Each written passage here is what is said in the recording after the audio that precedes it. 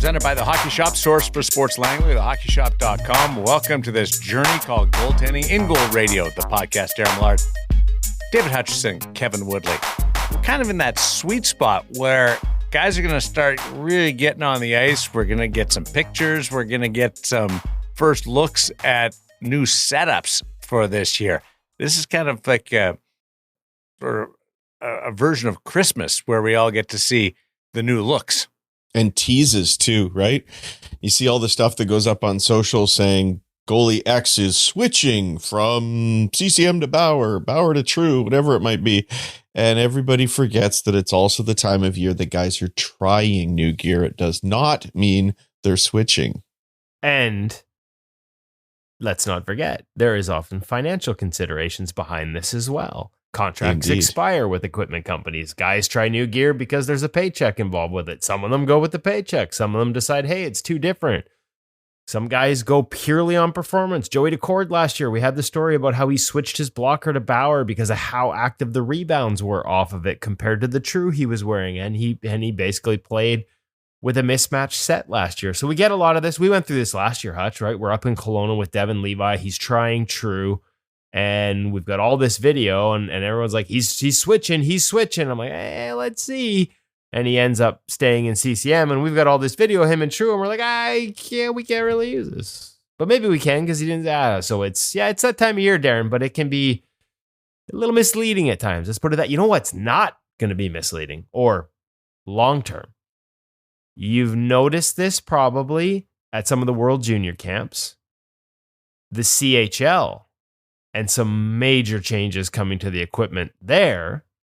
You've probably seen guys that are going back to junior go to their dev camps, and all of a sudden they're in different gear.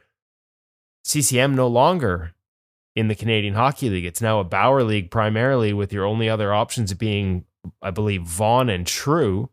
So there are a number of kids around the Canadian Hockey League right now, because that was a pretty big CCM league.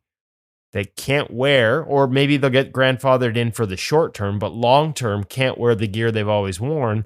And it sounds like for some of them, at least beyond Bauer, it's been hard to get gear to even try in the summer. Training camp's a month away, and a lot of kids don't know what they're wearing when the season starts. And we all know how important the CHL is for kids in their draft years and stuff. So that's one to keep an eye on for sure.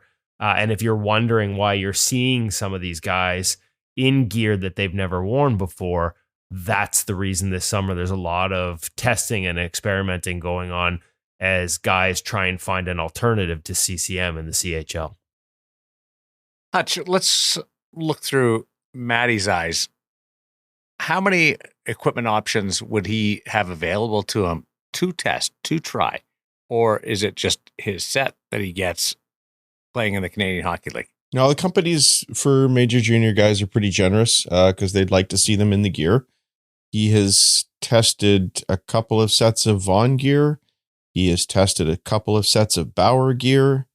And the only company that's been a challenge testing is True, who interestingly were incredibly on it with sticks. They made him, and other goalies he knows were given sticks from True that were custom made to their specifications, colors, everything, right at the beginning of the summer because they wanted to switch guys into their sticks. So they were really on it. But apparently they've only got a couple of test sets of gear that they're moving around the league. And it's really hard to get into them. He was able to try some stuff at Tendy Fest, but other than that, it's been really tough to test their gear. Our understanding right now from the team is that there is a bit of a grandfather time that they'll be able to wear last season's gear. They can't order new gear from CCM, but if you were a CCM goalie and you've got some stuff from last year, apparently you'll have a window that you can use it. But everything's sort of still up in the air. It's tough. It's interesting about the grandfathering in that. I actually, when I first heard Woody say that and use the term, I thought if you were a CCM goalie at 17, you might be able to wouldn't that be nice? CCM gear through your junior career, but just whatever you have, you can keep wearing. I mean, it sounds like it, but that's the communication from the... And is there an approval person, a Kay Whitmore in the Western Hockey League? Not that I'm aware of, no. The league definitely has some pretty severe equipment regulations, which actually get imposed upon the equipment managers for the team. But I don't know who the individual is that does this. I know Maddie's first year in Vancouver, the equipment manager was fined because one of the defensemen was wearing white skate lace in his pants and it was hanging out below his jersey. And that's a no-no from the league. There's all sorts of different ones, and it would actually get imposed on the equipment manager. So they end up having to enforce everything pretty strictly with their own teams. And that includes, like, there are certain items that you are even more restricted on in terms of brands. Is there not? Like, Yes. in terms of pants, not chest protectors, but there are some items where you have to be in specific brand limitations. And now that the CHL is quote unquote, because I don't know what this all means, maybe you do, now that it is a Bauer league is how it was phrased to me. Does that mean every goalie that was in, say, a CCM pant before mandatory is now having to switch to a Bauer pant? Yeah, there's all sorts of different exceptions for things, and I don't even know if the players see that. I think it's how it's all communicated. I'm not aware. They definitely will have to switch to Bauer pants. They are able to keep their CCM skates, is my understanding. Teams generally have to wear the Bauer skates, but I believe they get a couple of exceptions per team, whether it's drafted guys or by age, or the team can just nominate them because some guys have deals with equipment companies in junior hockey. There is an option. My understanding was a few years ago, the Kelowna Rockets signed a deal with True, and they put all their players in True skates and I think True sticks as well, even though they weren't technically allowed in the league. And there was some financial penalty for that. They were welcome to do it if they still spend an equivalent amount on CCM sticks or something. Again, don't quote me because it's not super clear, but there are ways that they make exceptions, but you can't really wave your hand and say, I've been wearing CCM my whole life. Can I please do that this year? Interestingly enough, like, I had this conversation with a goalie and actually be on the podcast here in the next couple of weeks with it. Got him slated in, scheduled, who playing pro in Europe. And oftentimes in Europe, the teams are sponsored by a company, and so you have to wear that gear. The exception is if you have a signed contract with another equipment company. At least the way he explained it to me, that's your out. So if you as an individual athlete have a signed contract with CCM or True, but you go over to Europe and your team is sponsored by Bauer, that is like I can wear what I want card because you have that sponsorship. Now, you may have to make that aware when you sign or something like that. I'm not entirely, again, there's a lot of sort of gotta be parameters. This is what this guy says, and it can change from, I'm sure, from one league, one team, like everything's different, but it really is interesting to sort of see this. And at the end of the day, like, don't begrudge anyone. Like, this is all part of investment and business, and this is the way it goes.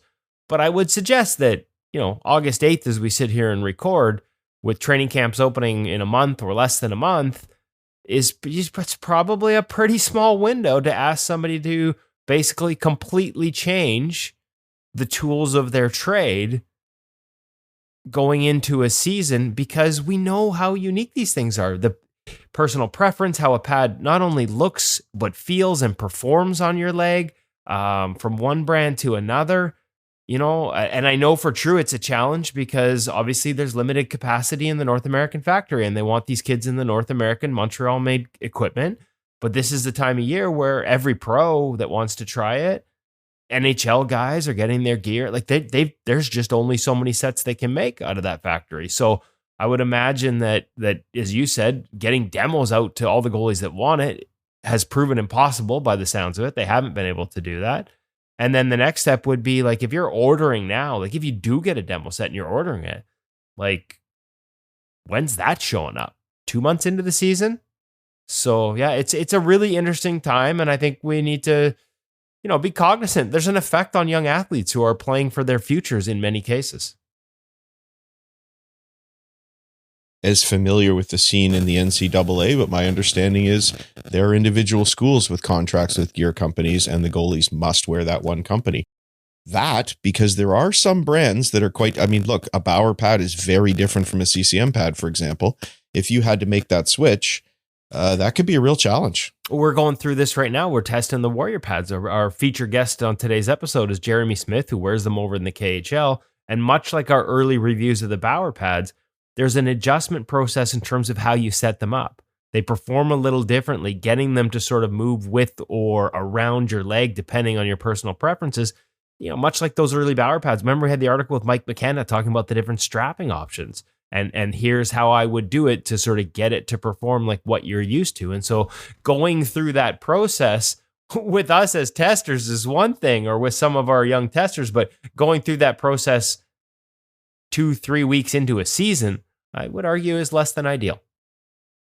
Just on the testing part of it, when you're moving a set with unique variabilities like the Warrior pad, are you finding that the different people that are trying it out are trying it and testing it in different ways? Yeah. Setting it up in different ways? Yeah, absolutely. And that's part of the education process. You have to let them know. I had a really great sit down with Kirk Allen from Warrior before we started this process. And we walked through, like, listen, here's how it's designed to work with this strapping. But understanding that not every goalie is going to want their strapping, they're not going to all want the active response system, which is their elastic style toe tie system. It's not even a toe tie system. It's an elastic strap that runs through the toe of the skate down near the boot. Not everybody's going to want that. They might want laces. But if you change how you're doing up the pad at the bottom in terms of the laces and a big gap in toe tie, you're probably going to have to adjust how you strap it at the top in terms of tightness to get it to perform optimally. And so it's a little tough with us, especially this time, because again, for a lot of our test goalies, this is the first time in this gear, finding their personal preferences and then getting them enough time on the ice to really feel comfortable with it. It's a process. It takes some time just because it's unique. Again, really reminds me of the Bauer process. Now, if you've played in Bauer before, you know what those differences are, the strapping differences. And Bauer's made adjustments since then where you can, on the fly, change the way that pad interacts and feels on your leg with some of their different strapping systems over the years. So there's a uniqueness to those two brands, pad style wise, that might just take a little longer if all you've ever played in is a Vaughn or a True or a CCM, that soft flex. They all kind of have similar properties. There's a uniqueness to the Warrior and Bauer that can take a little while to adjust to. Got some great listener questions coming up in the Stop It Goaltending You, the app parent segment, the Vizual Edge ProReads, chatting with Eric Comrie, and our Sensorina feature interview sits down with the aforementioned Jeremy Smith. But the Hockey Shop gear segment brought to you by the source for Sports Langley, thehockeyshop.com, focusing on the Vaughn VX1 Pro line. And just for clarification, this is the second price point? Second price point, because if it was the top price point, it would be Pro Carbon. We can probably insert, or you can probably count on a little Woody rant about names in this one. So we all know that, the idea, they're not the only brand. Like, this is not an attack on Vaughn. A lot of them call their second price point Pro now. You know what the truth is, though? The second price points have come so far that quality-wise, they are. Like, if you were to take a pad from 5-6 years ago and compare it to the Pro, or even gloves too, compare it to the Pro level pads now, or the second price point now, the old Pro, they would compare very favorably. It's remarkable. And a charge, I think, credit where it's due, led by Bauer, to really sort of take those second price point pads to a new level. Chance for parents to save money as kids are growing. Frankly, a chance for beer leaguers. This stuff is more than good enough for most of us.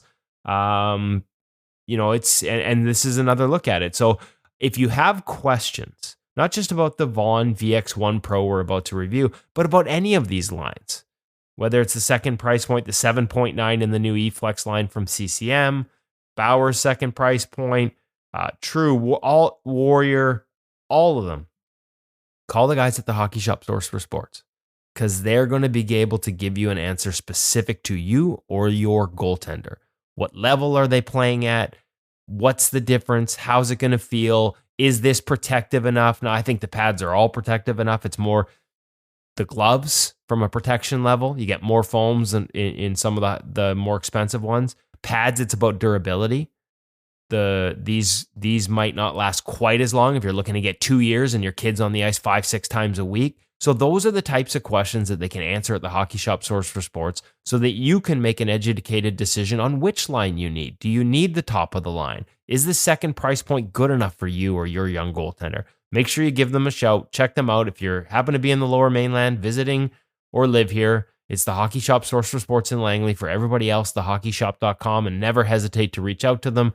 We always talk to Cam, but everyone on his staff plays the position, has a passion for the position, understands the position, and can help answer position-specific equipment questions. Make sure you check them out. Vaughn. I think of the Vaughn pad, and I immediately go, a white pad. I don't know why. It's the only manufacturer where I go, that there's a specific color that jumps into my head. But I always think of Vaughn and solid white pads. Is that like a good guy, bad guy thing with Cowboys and what color hat they wear? I don't know. I had a Vaughn white set when I was 15, 16, and I loved them. They were my favorite pad. Maybe that's it. But you must be the good guy because we've got an all black set sitting in the next room here. Really? Yes. The VX1 Pro. Good guy, Carbon. bad guy. Yeah. Don't get that confused with good goalie, bad goalie. Oh, yeah. No, you'd be good and I'd be bad. No doubt about it, buddy. No, not a chance. So let's get over to it. Cam and Woody with the gear segment brought to you by the Hockey Shop, source for sports Langley, thehockeyshop.com with the Vaughn VX1 Pro. Vaughn VX1? But this is just Pro, not Carbon Pro, or not Pro Carbon. So what's the difference? What's different? And why does this glove feel so good on my hands? We're going to answer all those questions today. We are. At the Hockey Shop, source for sports. We're in Goalie Utopia with Cam, where we're going to get you the answers and why you can save a whole bunch with this line compared to the Pro Carbon. Where do we start? There's so much here. Let's start with the pad. Start with the pad. I guess that's a place that makes sense. Keep it up with their theme. We've had a little bit of confusion, mostly in my own head, which, let's be honest, folks, happens a lot. Pro Carbon is there. So this is one where Vaughn, instead of making Pro their second price point, has the word Pro in both their top and second price point. The top one is Pro Carbon. This is just Pro. Correct. Is it more forgivable in Kevin's little brain than the ones that don't have any Pro in their top? Whoop. Y'all are messing me up. At the end of the day, this is a second price point pad in the new VX1 line Velocity. It's called Pro. Yes. Differences, features of this pad compared to the one we reviewed in the Pro Carbon. Was that about a month ago? 6 weeks ago? It's a little bit of a while ago, but I think we can go over more similarities than differences. Okay, there you go, Cam. Lead me through the similarities. One of which would be we've got knee rolls, we've got a traditional look. We don't necessarily have that soft traditional flex that this line has been associated with. Let's be clear, not functional knee rolls. And we won't see that on almost any pad nowadays. So flattened out knee rolls gives you an illusion of like we're having more flex, that more traditional look, we'll call it. I like it. However, this is quite actually a stiff pad. Yeah. Versus, what we've seen previously from Vaughn. So even in comparison to a V10 Pro, so last year's version of this mid-level pad, this pad itself is quite a bit stiffer. Yeah, that's like, this is not Jonathan Quick's velocities. No, and this isn't your grandpa's velocities. There you go. Do you just call Jonathan Quick your grandpa? Well, I mean, he's 100% passing that along and making sure he sees that one. Holy smokes, guy's still in the show. Settle down. So I may have just busted myself to, one of the best American goaltenders of all time. All time. Wow. So, can't believe you went there. Well, more differences between his pad and, say this pad and, why you should be looking at this versus some of the older velocities of the past.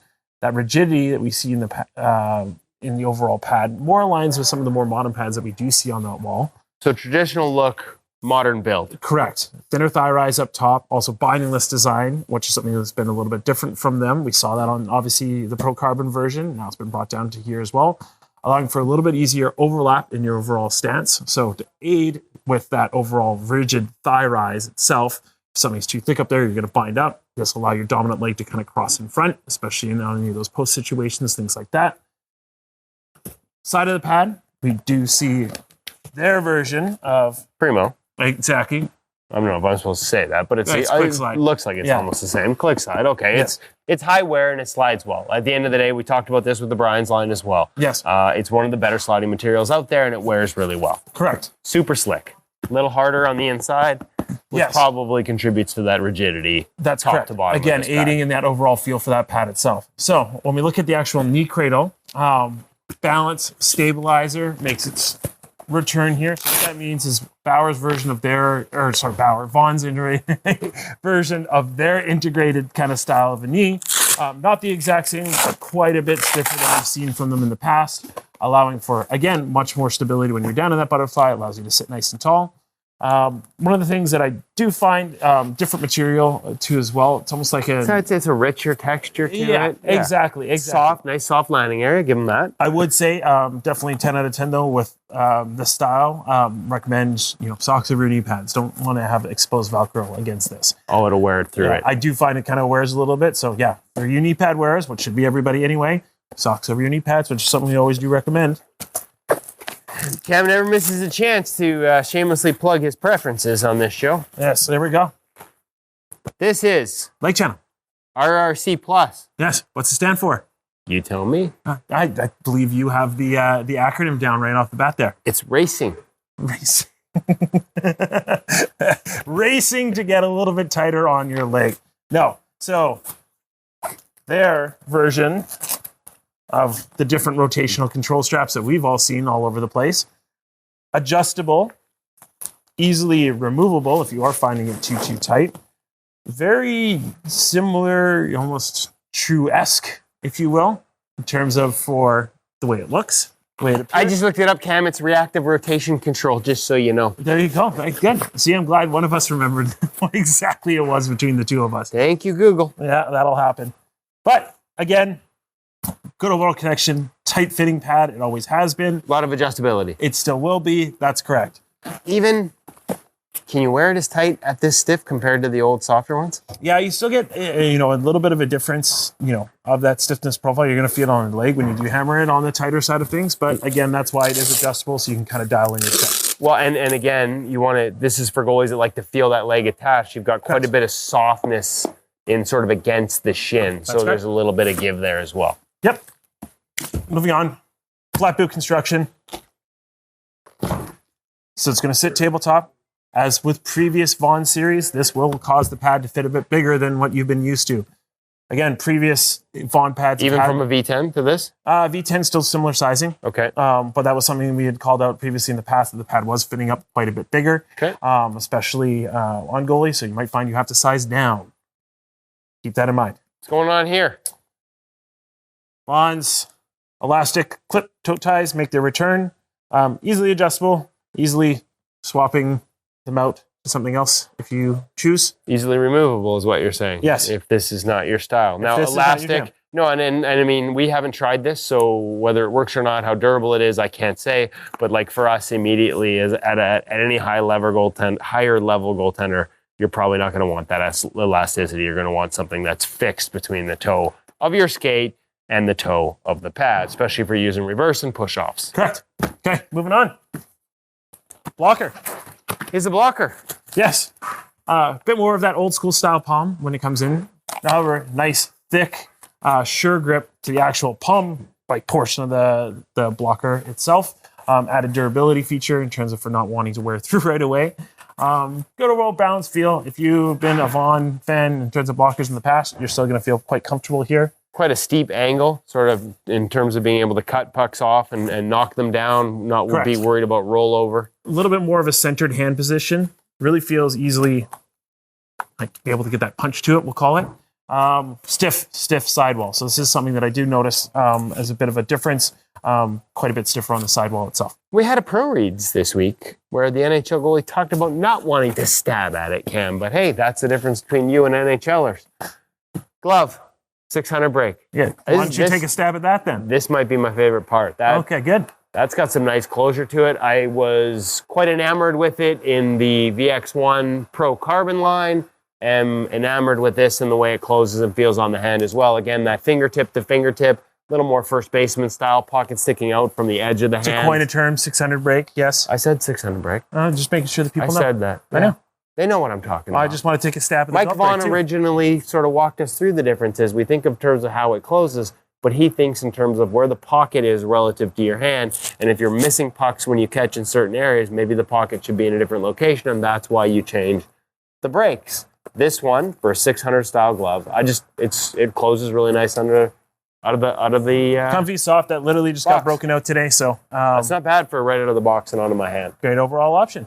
So senior, intermediate, junior. Oh, junior sizes too. Yeah, that's correct. And there also is a youth line as well, but just not as comparable to obviously that junior. So we talk a lot of second price point, and I apologize to the people out there because we haven't done those with all the brands. What are we looking at roughly difference? Like $600-700 less for the pads versus compared to like a Pro Carbon, for example? It's about $1,000. So okay, so about $1,000 less, and gloves relatively $200 to $300 depending on exactly. Okay, there you go. Just giving you a ballpark, folks. Of course, if you want to get any more information, all the specifics, check them out at thehockeyshop.com or give them a call. 604-589-8299 or 1-800-567-7790. Vaughn gear shipped across the border as well. There's no limitations on where they can send it, so make sure you check them out. Get all your questions asked. VX1 Pro, one step down from the Pro Carbon. Thanks, Cam. Vaughn VX1 Pro. If you want the top of the line, it's the Carbon. Pro Carbon. But that's the second price point line, and it sounds fantastic. And that's the thing. I may have my little rants about the names, but at the end of the day, as we said earlier, this stuff in the second price point, oftentimes for almost half as much as the top end stuff, is providing not just really good value, but really good quality. And so one of the things too that we don't talk about is sometimes at the top level, and I'm not saying this specific to Vaughn in any way, actually, it's more of a generic across the brands comment. We want, and this kind of echoes into sticks, and we've had this discussion before. We want lighter, we want thinner, right? But that material sometimes, like the lightness, comes with the cost of durability. Like sometimes, and we talk about the second price point stick will almost last longer than a highest price point stick because the carbon's a little thicker and it's a little heavier. And so I do think for the most part, durability is higher in pads at the pro level because you do get like carbon inserts. That's going to last a little longer, help the pad hold its shape. But there are other elements there where, you know, the difference isn't that much. It really is a remarkable product at a second price point. And charge led by Bauer. We should all be thankful, especially parents, that you really don't need to buy the highest level gear every year for your kid, especially at the, early teen years. For pads, if you're playing twice a week, second price point, like that's right in your wheelhouse. But if you're a kid that's on the ice 5 times a week, is that the determination that you start looking at the top of the line of the equipment? You're shaking your head, Hutch. I don't know that I'd look at it based on the number of times per week you use it. We've found, as Woody has recounted the story many times before, that some second price gear can hold up a very long time. And that was 3-4 years ago, maybe a little longer now. So in terms of durability and quality, it can last a long time now. So whether you play twice or 5 times a week, I don't know that really impacts it. And I think it's more just a question of, do you want the absolute ultimate in performance? Do you want the absolute ultimate in protection if we're talking gloves and rebound characteristics and so on? Then maybe you're ready to invest. But you got to be at a pretty high level of the game before you absolutely need that. But it's an individual thing. I mean, Darren, you're a cyclist, and what cyclist doesn't want a better bicycle than the one that they already have? I mean, I would love to go hop on a Tour de France bicycle, and I can't possibly justify it. But if I had the cash, I would do it. It's really a personal preference thing, because I could also go and race in a terrible bike, and I've done it before. But this equipment is really good, high quality stuff that I think you could wear, frankly, right up to junior hockey and be just fine. I mean, look, I told you also the story that my son was wearing CCM's eFlex 6 off the shelf chest protector in the Western Hockey League and doing just fine. Thanks very much. That is, in a sense, the second price point of chest protector, because they offer a pro level one with pro protection. And I think that probably carries over. Woody's nodding. Well, I was going to say that there actually is a second price point of the CCM eFlex chest protector. Like, no, but you know what I mean? Like, like there isn't a yes, the pros can get some.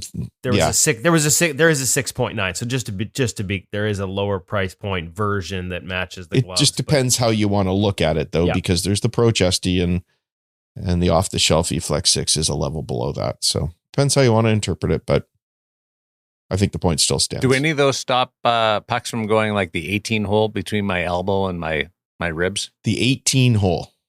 Yeah, that's a good one. You'll have to add that to the goalie dictionary. Oh yeah. How are we doing on that? You know what, Darren? I got a chest protector for you. We've been playing with this new Warrior one. You know how some of them have the belly extenders? So like if you want a longer unit, CCM has it as well. A lot of them do, where there's like a Velcro extension you can add to the bottom of the chest protector. The Warrior one, and this is a little trick that Kirk showed me, if you're not going to use it, if you don't need the length, you take it off the bottom, and the way they've got the rib protection set up, you can actually insert the Velcro in between the rib protector underneath the arm and sort of create a custom sort of how high you want it. Because we all know if a chest protector gets too much into that armpit and it pushes in there, like that's really uncomfortable. So you can sort of adjust that, but it adds a level of protection over the ribs under the armpit. And it also helps you seal the 18 hole or whatever the hell you're calling it. That's awesome. So it's like, it's a little extra love handles. Yeah, exactly. Love handles. It's like elevated love handles that'll help squeeze the odd one that sneaks under the arm. You bet your butt I'm trying it. Can you let me know how that goes? I'll just ask guys to shoot at my chest in the hopes of sneaking one under my arm all day. Hey guys, forget the top corner. I'd like you to try and beat me right here all day. I love it how mad guys get when they hit you in the chest. Like, they don't even consider that a save. I mean, it shouldn't go in. But I'm like, don't yell at me. Like that's a stop for me. We did hear a coach actually treat that one a little differently when we were at that Hockey Alberta camp. Woody, Ian Gordon, coach of the Red Deer Rebels in the Western Hockey League, was trying to emphasize the importance of controlling a shot to your belly, and whether that's absorbing the shot for no rebound or controlling it with your hands at that point. He said, if they hit you in the belly, that is bad hockey. Do not reward bad hockey. Really? Yeah. And now look, we also know from the goalie side, you've got to be a good skater and put yourself in a position to get hit there. But I don't think there's many coaches that want their players hitting you there. No. True. But I'm still counting it. Get to over Stop at Goaltending You, the app. Parent segment. We got some questions from people sending them in. But first, what's happening over at Stop at Goaltending You? Well, listen, we got some big change coming in the next month over at Stop at Goaltending You. Some exciting new things that we can't wait to unleash on our audience. Because, of course, anytime you get a subscription to Stop at Goaltending You, the app, you also get a subscription to InGoal Magazine Premium, the best of both worlds. We're going to make that interaction a little easier here in the coming months as part of some new changes over at Stop at Goaltending You. But as always, every week, what do you get there? You get your 5 quick daily primers, quick 1-minute videos. This week, they look at 5 things to think about before the start of a season. The full video this week is on headspace heading into tryout. So as we shift into August and into back to hockey season, by the way, I almost forgot, back to hockey sale at the hockey shop is on right now. But as we shift back to hockey season, everything this week at the Stop at Goaltending You app is sort of focused on making sure you're asking yourself the right questions. You're preparing yourselves for tryouts, for back to hockey. As usual, it's 25 years of experience from Brian DeCord and his staff, all packed into one app, whether it's drills on the ice, mindset tips, a little bit of everything in the daily primers. They've got you covered. A chance to dive in deep for hours at a time and get better, or just listen to those daily primers every day. You will end up a better goaltender thanks to the Stop at Goaltending You app. And thanks to our partnership, you'll also get a chance to be a better goaltender by watching, reading, and listening to all our great content over at ingoalmag.com. What's happening, Hutch? We're going to talk about a few questions that have come in over the last little while. We got through 3 or 4 of them last week, and we're left with a few more. So we thought we'd just hop back in. And if you guys want to jump in, feel free. But first off, back to the gear. And we had a parent asking about an 11-year-old goaltender, wondering what is the lifespan of a glove?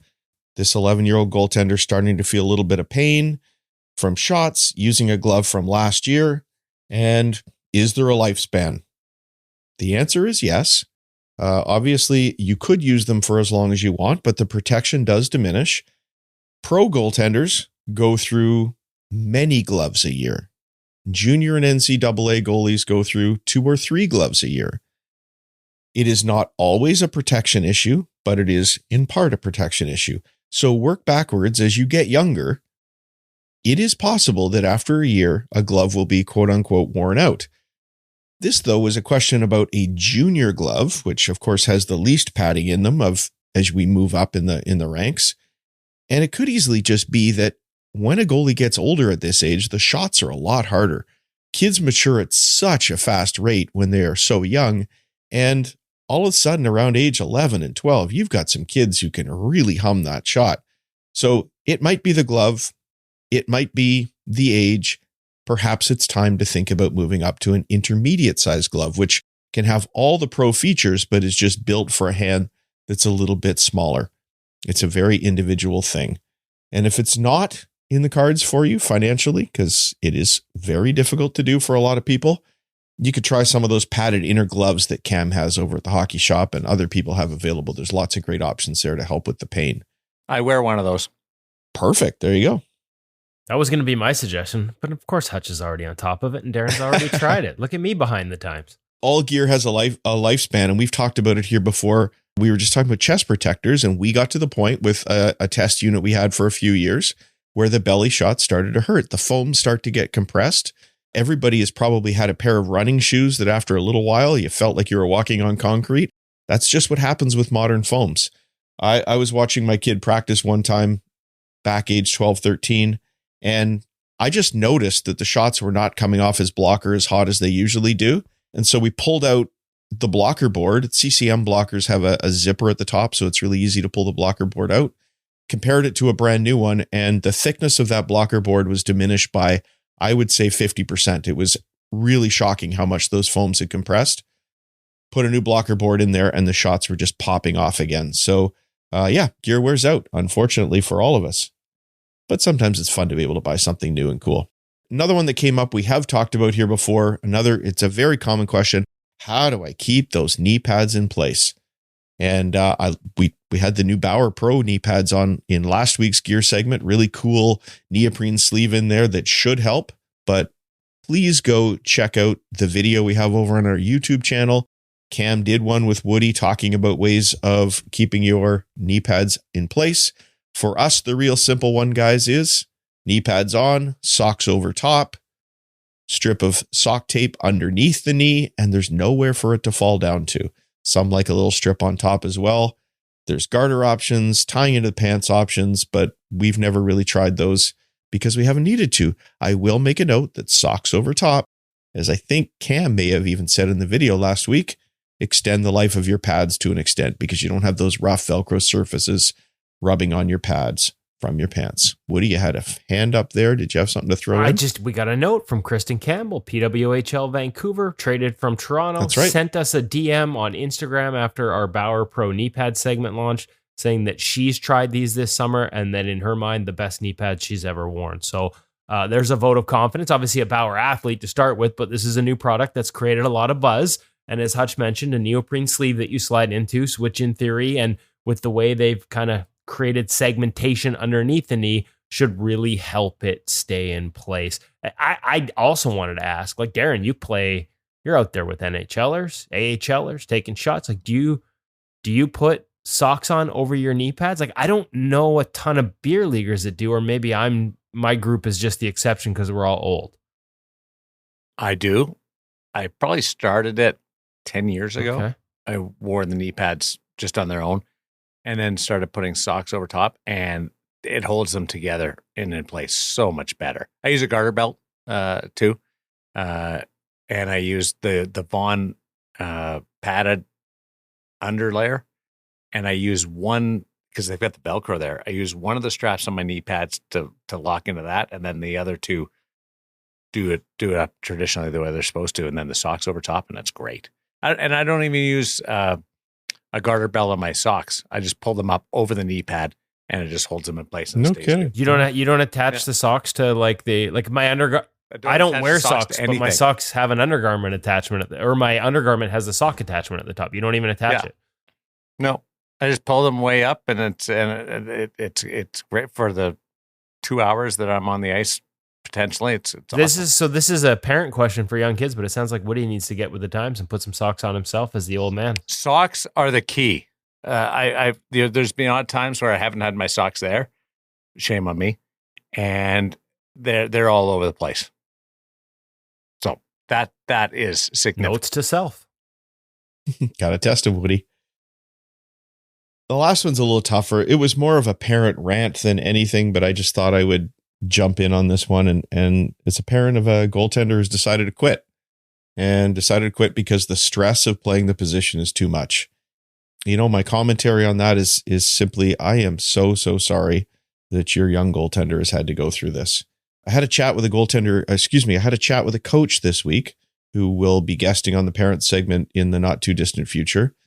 And without taking away from his piece, one of the things that he said he recommends for all young goaltenders is that they get some mental skills, some sports psychology support. It's never too young because it's a tough position to play.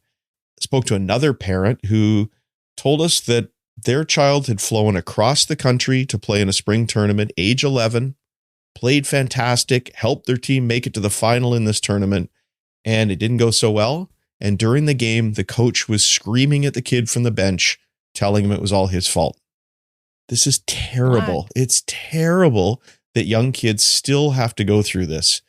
I mean, we're talking to the choir here. We're preaching to the choir here. We're not going to convert any of these coaches, very sadly, but I hope somebody will get through to some of these people and remind them why they're behind the bench and why these kids are playing the game. We've all been there feeling this pressure. We've all been there feeling how difficult it is for our children. And all I can recommend in terms of advice is what I've told our son before and will continue to tell him. I said to him when he faced this I think also at age 11, he wondered if he wanted to keep playing. And I said, if you don't want to play next year, that is totally fine. I said, if you want to switch positions, that's okay too. His mother and I just want him to be happy, to have something in his life that he's passionate about and that he wants to work hard at, whatever that might be, and we'll support it. We always make the point to him, we love you as a person for who you are as a person, not because you're a goalie, and that's never going to change. Guys, I check in every single year and deliver that same message. If you want to quit, you can, and I'm still going to love you. That's okay. Now, he is as passionate about the game as he's ever been and is working his tail off, and I'm very glad about that, but I just think it's so important the kids don't get defined by the sport and don't get feeling that their parents, with all the support we throw behind our kids, with all the best of intentions, we don't want to give that message that we're loving them because they're a goaltender. So very sorry to this parent who's been through this, and I hope their son or daughter finds something that they can love. And I'm sorry goaltending has done this for them. Well, sorry you had to go through that with the coach too. I mean, once you get to beer league, my guys on the bench are always yelling at me. It's like the chant in Nashville. It's all your fault. It's all your fault. But I'm old. I'm used to it. Like, that's just absurd to yell at an 11-year-old in the middle of a game it's all like, my goodness. Like, I'd like a couple minutes with that coach, not to go hockey mentality on this. That's absurd. Absurd. Feel bad for the parent and for the child, and want to just make this point personally. I love goaltending, but I understand how it could be hard on a child. And if it's too much for your child, find a way to stay in the game, change positions, but try and stay in the game somehow. And we'd love you to be a goalie, but if it's not for you, play a skater position. If you can play a skater position, I offer that opportunity, as I said to our son once. Absolutely do that, or just go to stick and puck and love the game there. I've seen a number of people in forums, probably parents of kids who play on travel/AAA teams or whatever, saying, well, just tell them to drop down to house league for a year and just go and enjoy it. I've seen some terrible stuff in house league too. Like, it should be the place that you just go to have fun, and everybody's out the next shift and the goalies are splitting, and you've got some people that take that far too seriously as well. It's unfortunate, but let's just make sure we're all doing right by our kids, as I'm sure the listeners of this show are. Good timing to move over to the Visual Edge ProReads with Eric Comrie. Visual Edge, a great partner of InGoal Radio, the podcast. Yeah, Visual Edge, as we've talked about in the past, is the best way to improve your ability to see the game, to see the puck, and that makes them the perfect sponsor, the perfect partner for our ProRead segment, because it is all about helping you read and anticipate the game. And this week we've got Eric Comrie. It's his return. It's been, I think it was almost 4 years between checking in with a video session with Eric Comrie, coming off another great season with the Winnipeg Jets. There's just something about that fit there for him. The relationship with Connor Hellebuck, the relationship with Wade Flaherty. Had a great season last year after a tough one the year before in Buffalo. And we went through video from that year. And as always, Eric was gracious with his time, insightful in his commentary. And this week's starts with a sort of a lateral feed. There's a screen management element of it in terms of short side preferences, but then also a push across, like pushing through traffic and early identification of handedness, the importance of it, and how that allows him to come across on his skates in a shuffle rather than panicking and sliding. And so there are all those elements worked into about 3 minutes of video breakdown with Eric Comrie of the Winnipeg Jets. That's in this week's ProReads, brought to you by Visual Edge. As we've said before, Visual Edge, a great way to improve not just your eyes, but cognitive as well. Jordan Binnington of the St. Louis Blues used it during his run to gold medal at the Four Nations last year, uses it every game day to warm his eyes and the cognitive side up. We've got a great sort of testimonial from him on the website. And of course, you, as a ProReads reader and InGoal Magazine Premium member, can save on a Visual Edge subscription. If you don't subscribe to us, you save a little less using the code InGoal. If you do subscribe, we will double your savings. Check out the ProReads. If you log in as an InGoal member, you will get the discount code for members, and you can save double what everyone else does on a Visual Edge subscription. See the game better, think the game better, thanks to Visual Edge. Eric Comrie was busy over the last year. He did a lot of different things. I saw some solid features about him. Then he was helping out with the Vezina presentation and the Hart Trophy. Like he became a personality this year. Well, we had him on the podcast too, right? Would highly recommend go listening to that edition that we had during the year, because one of the things that he talked about, and I think I need to turn this into a story because we've talked about it since, but feeling comfortable with his personality and letting it come out in the locker room and not feeling like, hey, I'm a goalie, I've got to bottle everything up and go into super intense mode and be like Henrik Lundqvist on every game day, because that's not who I am. That's not the person I am. That's not how I relax and am the most comfortable. He's a chatty guy. That's why we love him, right? He loves to talk. And so you've seen that personality come out, but talking to Eric in the podcast, it became pretty clear that feeling comfortable allowing that personality out is one of the reasons that he's having this success and that he has this success in Winnipeg, where he's comfortable with the guys and with the group and comfortable in being himself, which, you know, you can flip that. It means you're not trying to be someone else or something you're not.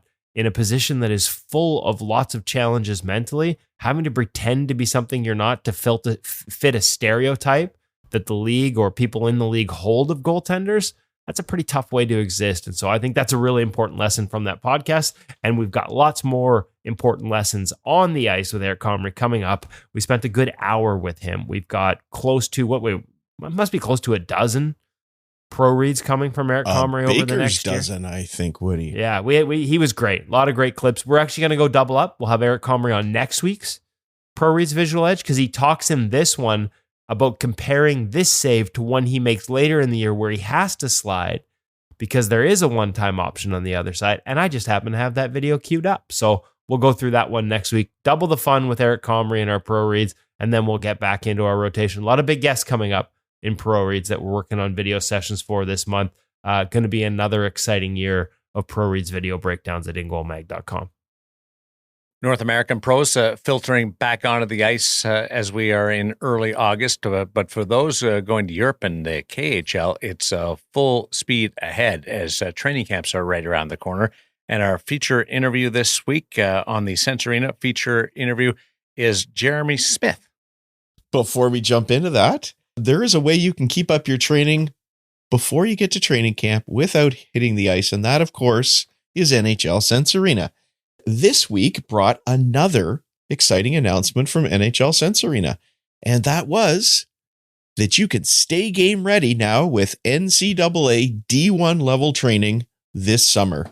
And while the announcement tells us, quote, the summer's grind is next season's shutout, I'm not sure it's a grind in NHL Sense Arena because it's so fun.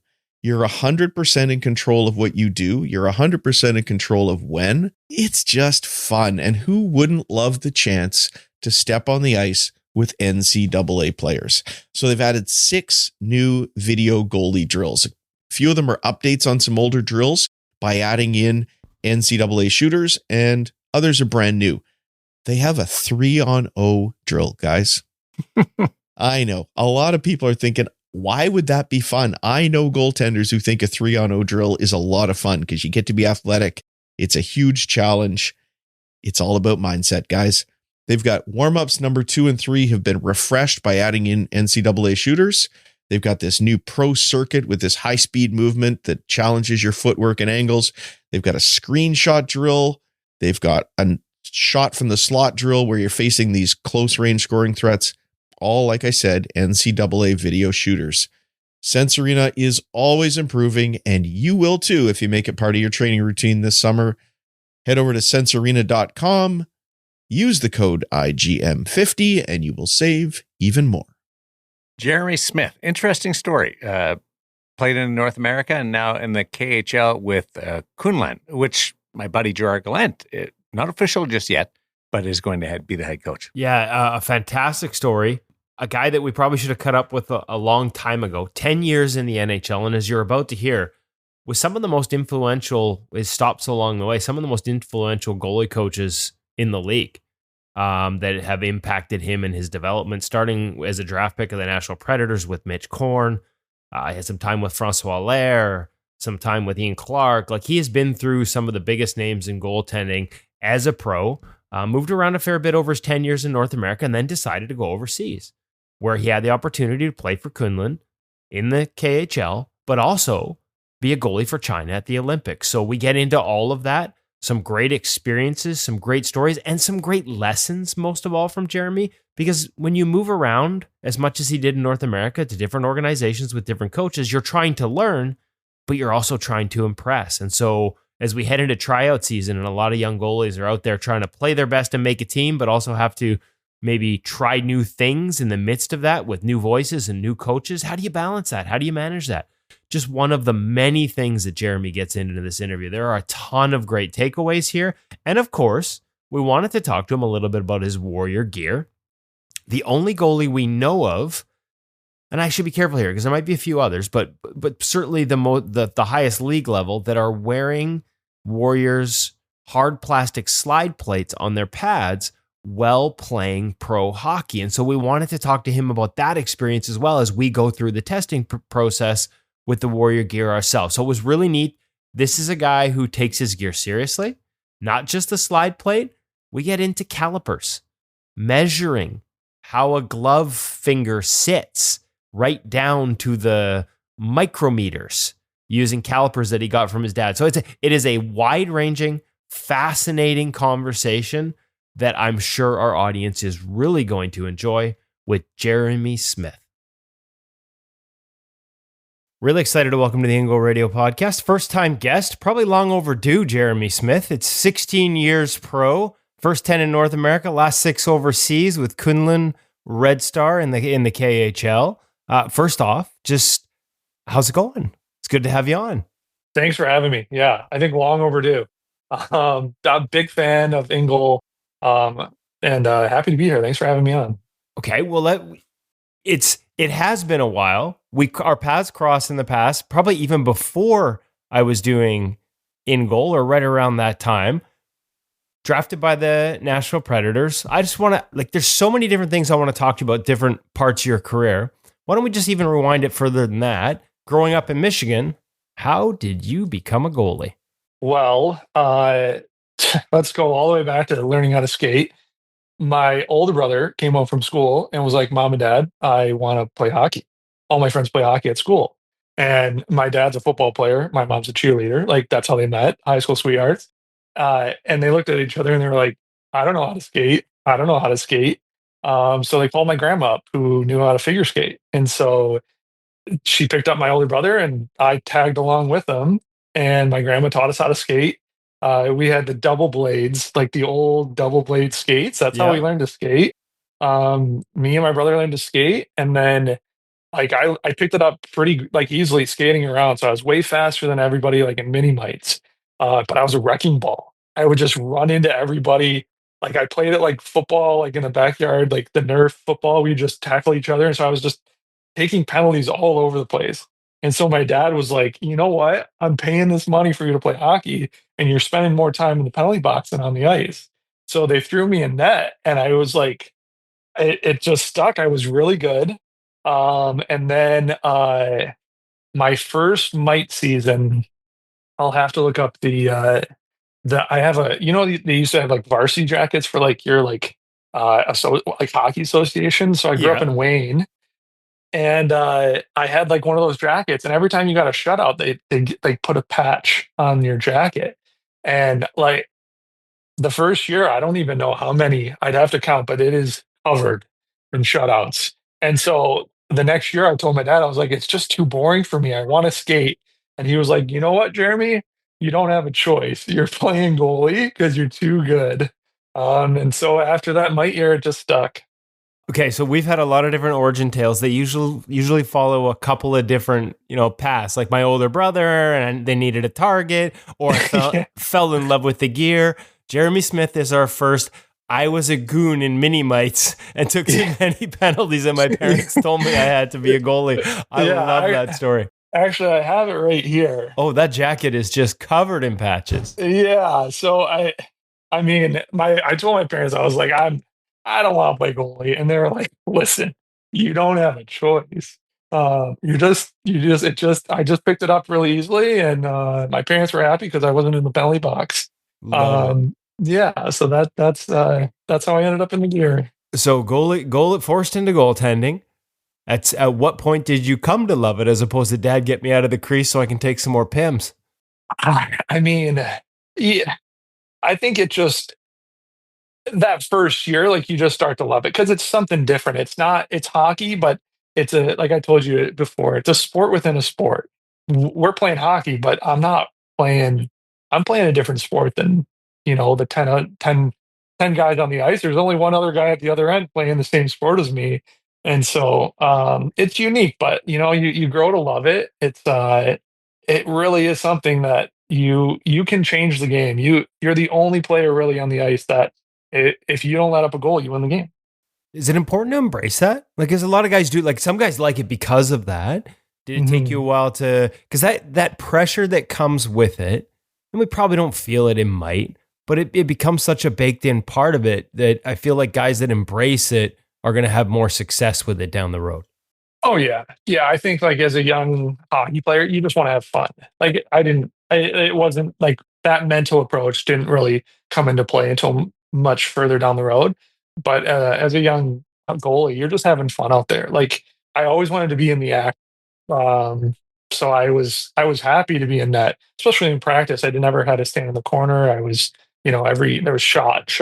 So, but yeah, that mindset, I think that kind of grew on me as the intensity started to ramp up and, getting closer to like OHL level. I was going to say, and you're in an area in Michigan where there's a lot of great hockey. Obviously, part of the Bell Tire program at 16U, CompuWare at 18U. What was sort of your upbringing in goal? Parents didn't play. Grandma's a figure skater. When did it become something that went from something you were just out there competing with to something you started to maybe develop a little bit of technique around, or as you said, understanding that you're playing a different sport within hockey? Yeah, I mean, I spent 8 years with Victory Honda, but before it was Michigan Ice Dogs. My dad, one of the players from that mite team was like, I'm going to take my kid out for travel tryouts. And so my dad was like, oh, okay. Like it was like my best friend on the team. So my dad was like, oh, we'll go with you. And so we both made the team. And that team ended up being like Michigan Ice Dogs. Like we went into AAA together, like the whole squad almost. So I was with that group, but like we were together for 8 or 9 years. And a couple years into it, one of the dads, who is my dad's best friend still to this day, Mark Hamilton, he was standing there on the glass and was like, oh, why is Jeremy doing this? It's like, and my dad was like, I don't know. I have no idea how to do this. And he was like, well, I'll talk to him. My dad was like, what do you like? Did you play? He's like, I played junior C. I mean, I was like, well, get out there. And so that's how my first goalie coach came about, was Mr. Hammy got on the ice and started teaching me techniques. And that, because like up until that point, it was just go out there and have fun. And he kind of built the system of like how to play, how to approach the game, and just small things that have stuck throughout my career.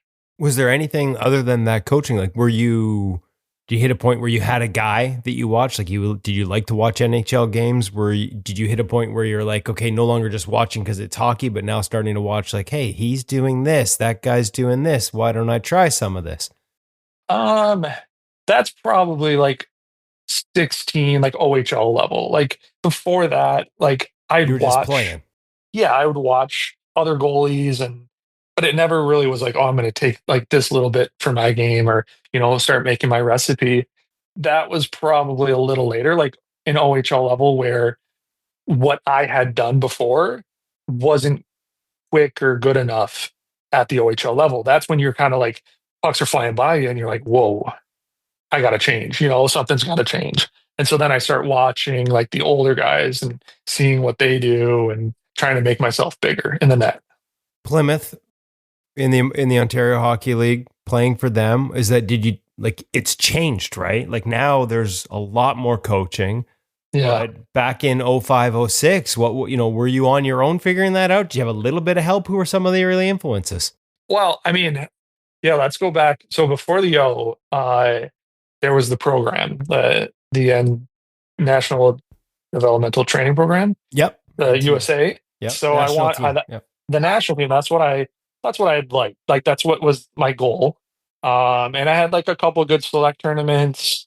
Told my agent that's what I wanted to do, and eventually go to Michigan. That was like, the dream for me. And then they ended up picking 2 Minnesota goalies that year. So it was the 89 year. They picked 2 Minnesota goalies. So I was a little bit upset, but my agent was like, you can either go to the O now, like at 16, or you can, play a couple more years of minors, maybe go to the USHL after that, and then go to college, like kind of go out the different route. It's a little different now with everything changing. But my route was like at 15, you're making that decision, like that fork in the road.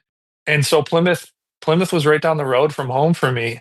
So I was like, yeah, like that sounds great. And so I signed my contract with Plymouth. And then a week after, USA called my agent, was like, hey, the 2 Minnesota goalies turned down the national program. We'd like to have Jeremy. And my agent was like, he signed the papers. Oh, USNTDP. So that was, I mean, how do you handle that? I was just about to say, that is a major fork and a major decision at such a young age. And now the path you had in mind was opened, but after you'd close, like that's not easy mentally at that age.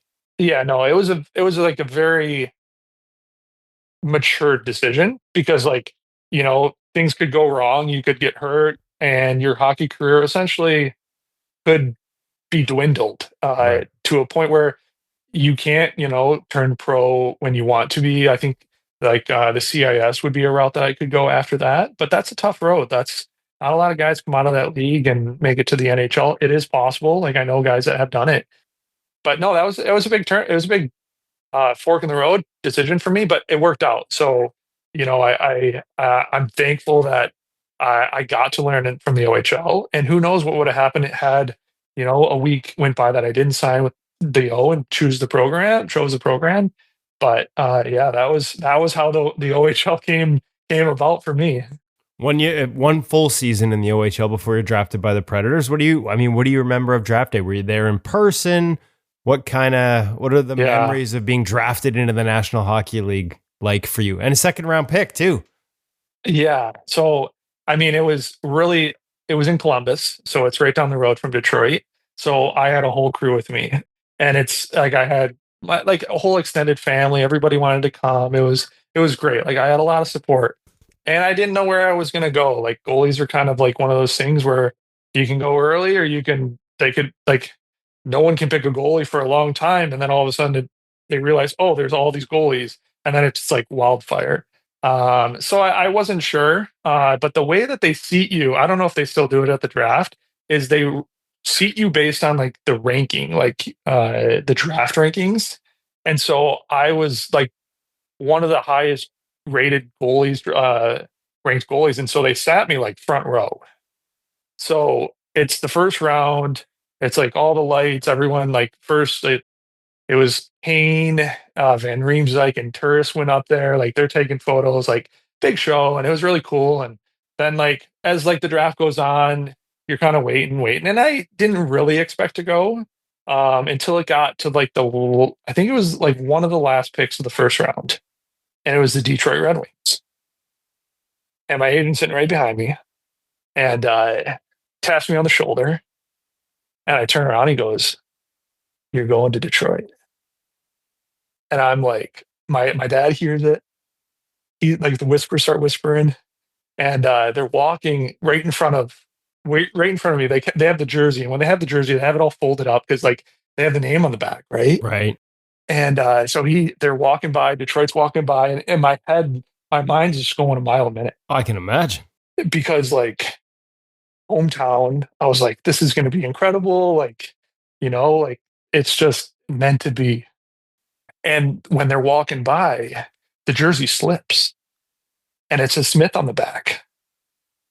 And my whole family is like, we're like, my brothers are elbowing each other. Everyone's ready to go, and they get up there, and they're like, Detroit Red Wings select Brendan Smith. Oh, and halfway out of the seat. Yeah, yeah. Good thing they didn't have the cameras on me, because I was like, oh man. My agent was like showing me the text. It was Smith to Detroit, and he was like, "I am so sorry." But you know what? It's one of those stories where you're like, it's a great story, but in the moment, again, like the emotions of it cannot be easy. Yeah. So yeah, that was the end of the first, and then went back the next day for the rest. And Nashville picked me in the second round. I was super excited. Mitch Korn called me right away, so I get drafted. And what's that like, getting that call from a guy who, I mean, I don't know, at 18 years old and not even 18, that you recognize the sort of the status of some of these guys in the game and their place in the game at that point. But I mean, yeah, at this stage, you think of Mitch Korn, you're just like, wow, like that's the OG goalie guys. Right. I mean, I just remember the photo with Mitch and Hasek, like I think they had like surrounded by trophies. Yeah, in Buffalo. Yeah, exactly. And so getting that call, like he's just so homey. Like Mitch Korn is just, he's just a great figure, like a father figure almost on the ice, and takes care of you. And we actually, after Nashville, Milwaukee, we ended up circling back in Bridgeport. He was with the Islanders. Right. And so and he helped me immensely with my game too. Because I mean, when you're playing for as long as I am, like you always have to adapt. Like you're kind of like we talked about earlier, taking small things, and it's always ever changing and evolving. So it was great to have Mitch kind of like help me along the way. So yeah, no, Nashville was a great place to go. And Ben Vanderklok, who's there now, we were together in Niagara, and so that's how Ben got into Nashville system, was because I was in Niagara and he was working with Mitch. So that's how Benny got the job through not how he got the job, but how like the connection was built. The connection. Yeah, exactly. Oh, that's great. So we've talked about it a little bit, and you've hinted at it a couple times over, sort of when you get to the point where you put I can't remember if you used the word system or your plan together as a goaltender. Can you walk me through some of the things that had to change maybe for you as you start taking these steps? Let's say OHL to pro, and working with a guy like Mitch, and what kind of things, are there things that you added to your plan or your system at that point that remain staples in it even today? And maybe some other things that have had to go by the wayside because the game's changed? Yeah. I think being ready earlier was like the first big thing for me. When, like before, when you're playing and the game's a little slower to you, like you could get ready at any time and then the shot comes. Where like when you turn pro, the shot comes on, it comes faster at you, like the speed of the puck, but it happens quicker. I think that's the biggest thing for goalies that get out there with like really good shooters is they don't realize how much earlier they have to be ready before the shot's coming. So you can almost get away with it at lower levels, sort of timing your arrival, so to speak. Yeah, like that release is a lot slower. Even that player getting ready to release that puck, that's a much longer, motion for them. But like there's guys in the NHL that can stick handle right over the blue line and release it in the same movement. Where like there is no cues, there is no like, hey, I'm gonna shoot this puck. You got to get ready. So I think that's the first thing is getting ready earlier, like setting your feet, getting ready, and just like really focusing on the puck instead of like kind of drifting out, moving your feet, like stuff like that. From the OHL to pro, I think that would be the biggest one. So a little less, and I mean the game's changed too since then, right? Because that's 16 years ago now. Yeah. But in terms of depth, and it's funny you talk about getting out there and timing your retreat. Like we don't see a lot of that anymore. Is that something you have in your game in the KHL, or is it a little more sit back and wait and pick your spots before you make a move out? No, it's funny you say that because that is probably the biggest change for me throughout my career was calming my game down. I played a very athletic game, almost like a Pekka Rinne game, where like you said, get out there, get your depth, come back, like read the play. But you really can't play like that in today's game. It's more about managing your depth, reading the play, being able to get post to post, fill up that space, make saves with like the center of your body. Whereas before, like I was always dependent on the small piece of equipment to make every save. And now it's don't let any pucks through me and get this whole body in front of it. Right. You can have a great glove hand, but a glove can miss, and it's hard to miss with a chest. Yeah. Now I play percentages. I'm just trying to get as much of my body in front of this little biscuit. So you spent 10 years in North America, bounced around a little bit after Nashville, with a couple different teams, got into some games with the Colorado Avalanche before deciding to go overseas. Who were some of the big influences during that stretch? You spent time with, I believe, Boston, Columbus, obviously Nashville, and then Colorado. Who were some of the, as you added different pieces, who are some of the voices that stand out to you as having played a key role in terms of the transition to where you are now? Manny Legacy. I would say Manny Legacy was like a big, I owe a lot of credit to him because he was one that saw my game and saw like how much I needed to like work. Because this was the first time I got outside like the Korn bubble was with Columbus. And Ian Clark actually was the head goalie coach in Columbus, and Manny was the assistant in Springfield. And so Ian Clark's a very intense person. Almost the first session, it was almost like he was focused on Bob. Whereas Manny took me under his wing, really took care of me. And I owe a lot of credit to him because he really showed me like how to be athletic without being sporadic. I was going to say 2013-14, that was your first year in Columbus. That's right around Bob and Ian's arrival together with that team, I think. So you would have seen a rapid sort of reformation in his game going on the other side of the rink. Yes. Oh yeah. It was incredible to see Bob work up close. He was almost robotic to a default. Like it was almost too much, but it was incredible to watch him work. To like that's when the reverse or the RVH, and that's when it was first introduced to me. I had never done that until I got to see it up close with Bob and Ian Clark, which I mean those are two legendary reverse icons. So I got to learn up close and personal that, and those were all the rules that came along with it, like when to use it, where to use it. And so, I mean, it was great, but Manny actually was the one that helped like teach me and allowed me to learn and use it in games. And so that was a tough year to learn, but that was like a growth pain, like a time for me to really evolve. That process is not an easy one to go through, especially, this far into your career. How was Manny able to sort of help you find that line? Because sometimes there's a step back when you're adding that many elements. You have to sort of, until you're comfortable with it in a game. Advice for other young goalies or coaches maybe going through that, like the best way to sort of handle it. What was it about the way Manny handled it that allowed you to come through on the other side a better goalie? Like, I think it comes back to like the care and patience. Like, he was just very caring on and off the ice for me, and understood the patient, like how much it takes to learn a new skill, like how hard it is to implement it in a fast-paced game, in a pro game. And so it was difficult. That was probably one of my most challenging years. Also, another thing with that year, they cut down my pads by like 4 inches. This was around the time of the gear cutbacks. Yeah, I had a 38-inch pad. Everybody did, including Manny. Yeah, right at the end. Yeah.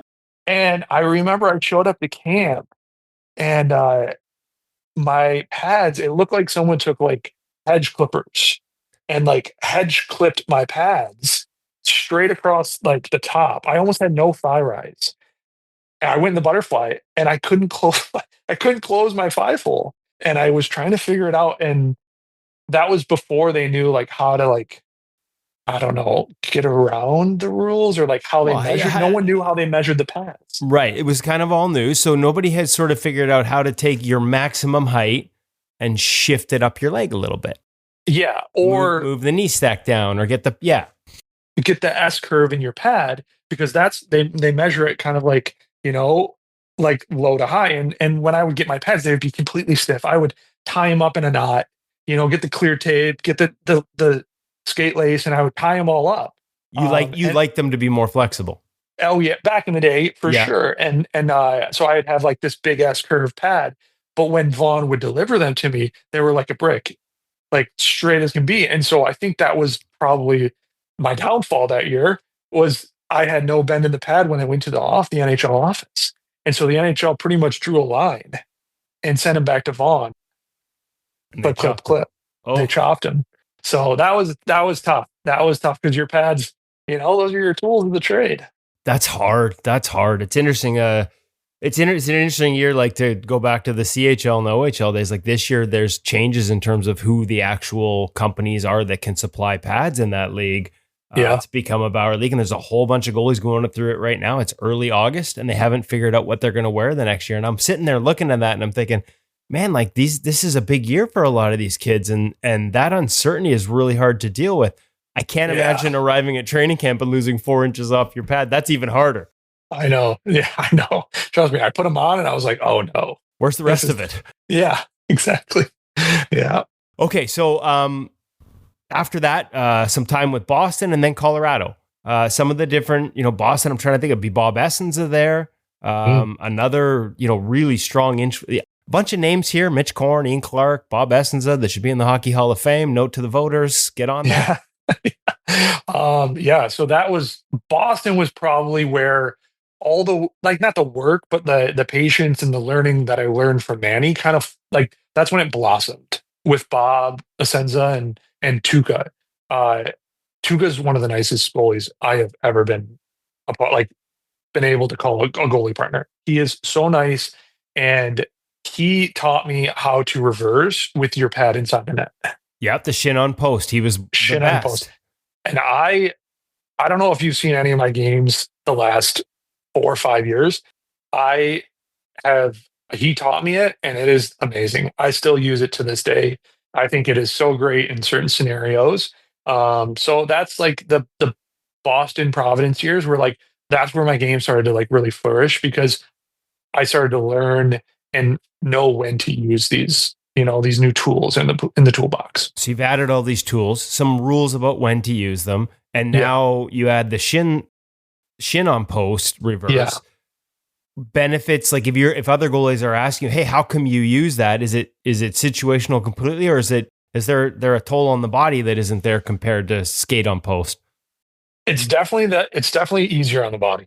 I know so many guys now that have ankle injuries, hip injuries, because like when you're skate on post, you're really cranking your body, twisting your body, putting all your weight into this high ankle that it's gonna take a toll.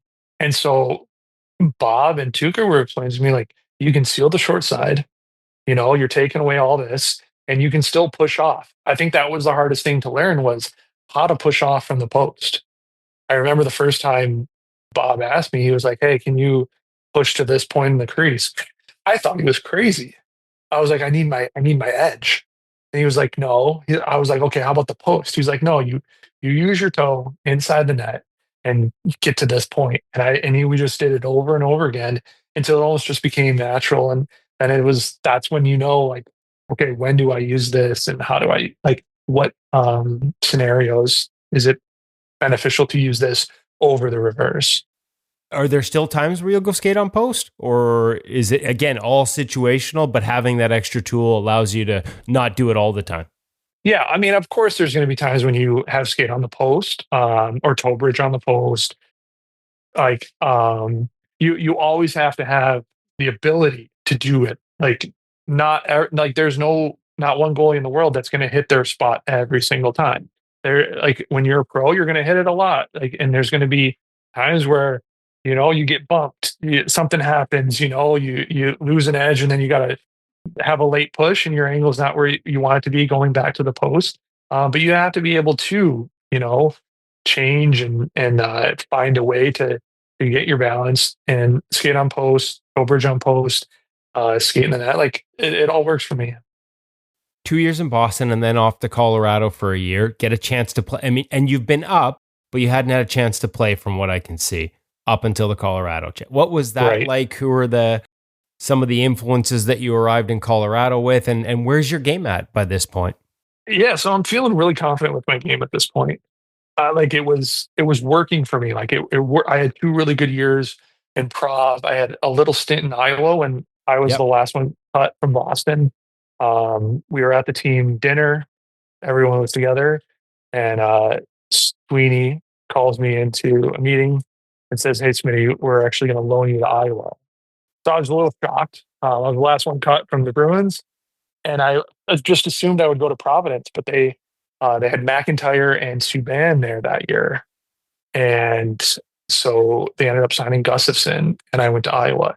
So I had a stint in Iowa, but then halfway through the year, they loaned me back and finished the year in Providence. So 2 good years in Prov. 2 really good years. Yeah, 2 great years in Prov. And then, so I'm going into this Colorado, had a really good contract, really good opportunity in front of me, to, here's my chance. And that's Francois Allaire. And I'm not sure if the listeners know who Francois Allaire is. He's Jaguars' goalie coach. And Patrick Waz, and like we another Hall of Fame name, but there might have been from a style perspective, a different coaching philosophy than I'm guessing you were used to, and probably different from sort of your style of play. Well, yeah, like what we said earlier about the rules. Like, there was always rules for Mitch Korn about when to use things. There's rules for Ian Clark, and you go through the list, like even Bob and Tuukka.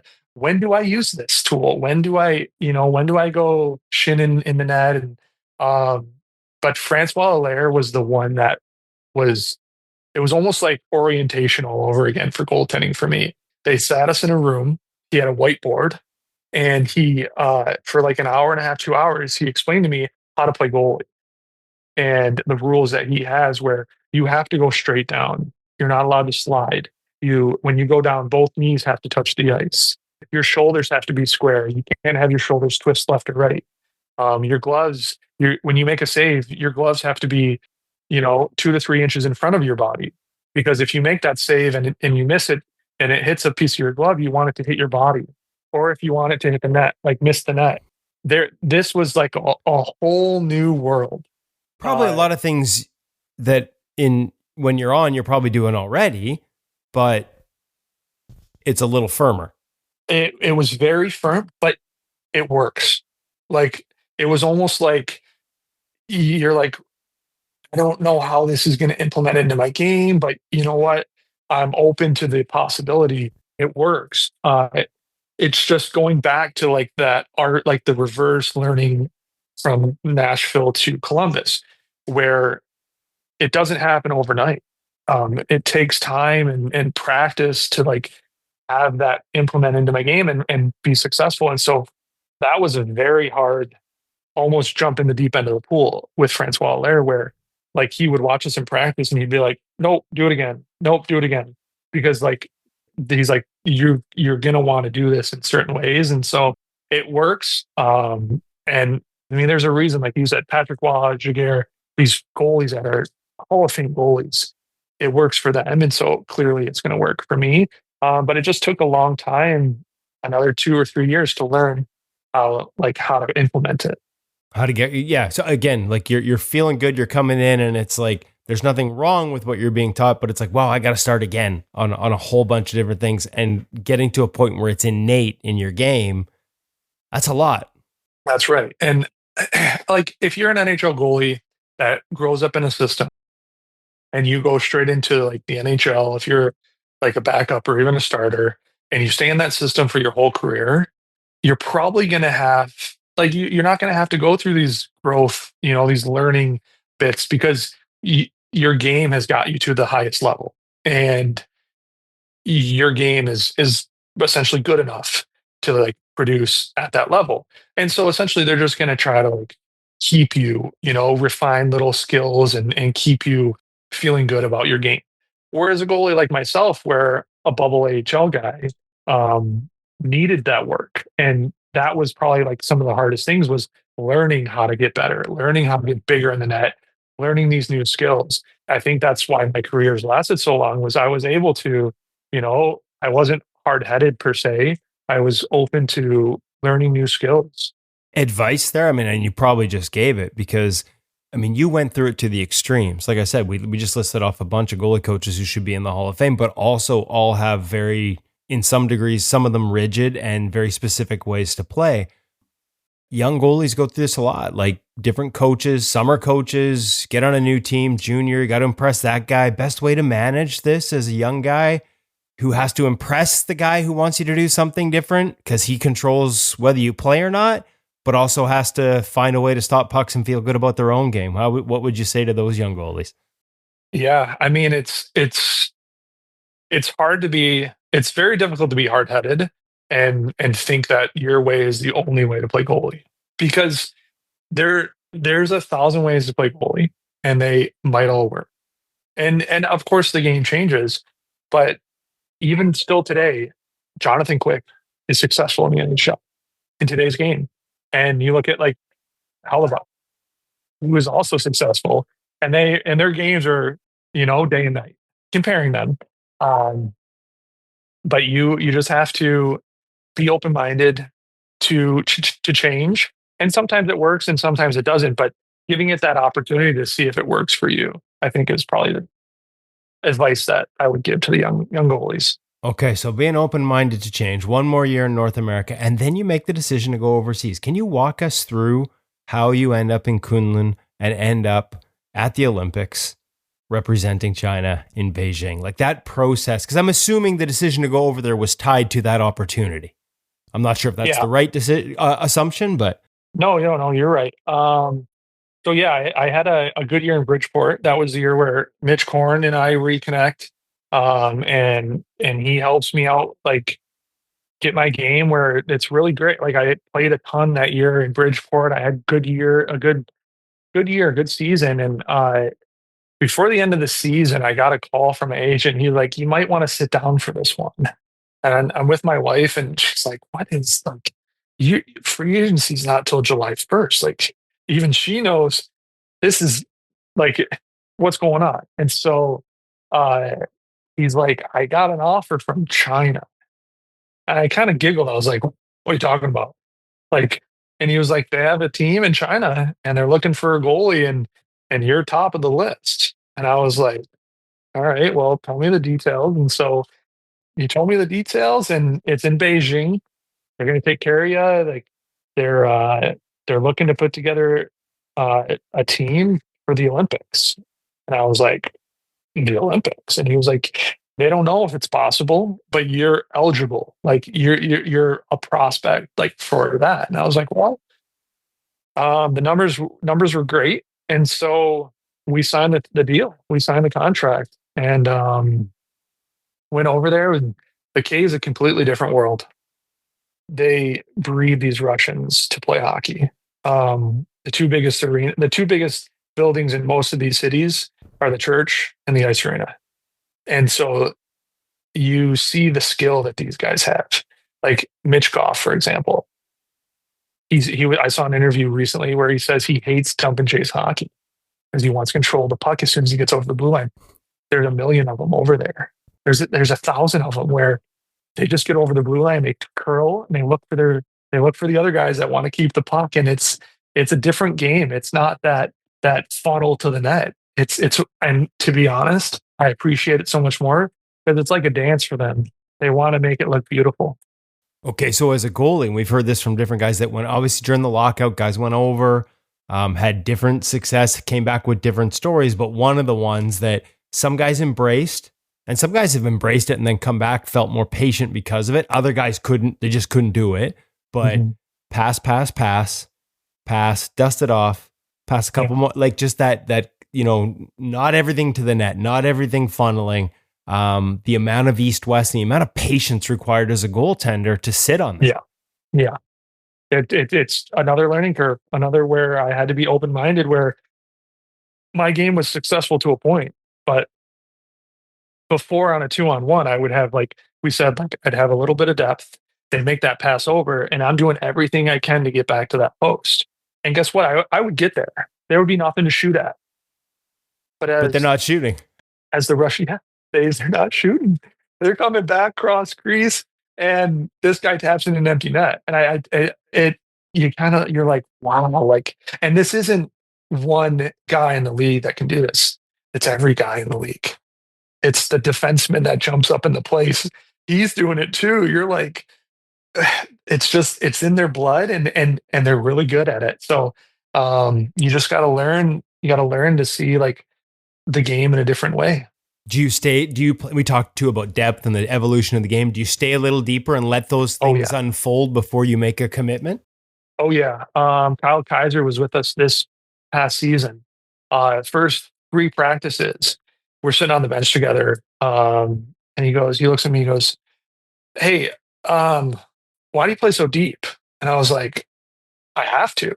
He was like, "Really?" I was like, "Yeah." He goes, "Why do I play so far out?" I go, "I don't know." He goes, "I'm going to have to change." And so he's even like, it took him like 3 days to realize like he'd get across and then it'd come back, or it's just a fine line of like feeling the play out.